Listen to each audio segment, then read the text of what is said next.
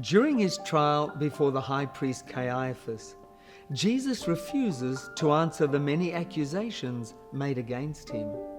An infuriated high priest has just stood up and demanded that Jesus answer the charges.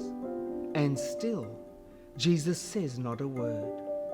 Caiaphas, who is used to being in charge, seems to have completely lost control of the situation. So now, Caiaphas intervenes again, and this time, Jesus will respond.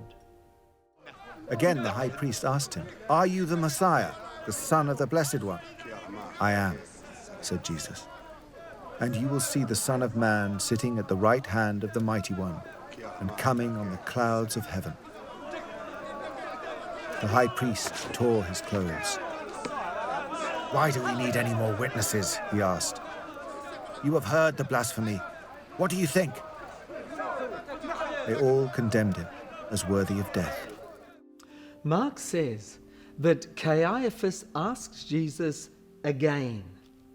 This implies that the high priest is repeatedly asking Jesus about his identity.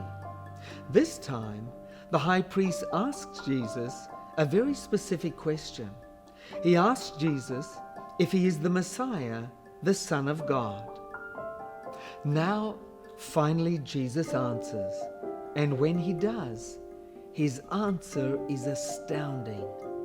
The first time he opens his mouth at his trial is to utter the words, "I am," in Greek.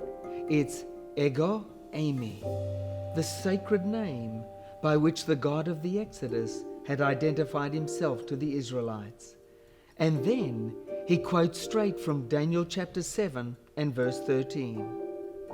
Jesus is announcing that he is the divine one who will fulfill the prophecies of Daniel. In this brief exchange, Jesus identified himself not only as their God, but as their Messiah and Savior who would fulfill all prophecy. For anyone other than God himself to say these things was blasphemy. In dramatic scenes, the Sanhedrin condemned him as worthy of death. Have you really understood who Jesus is?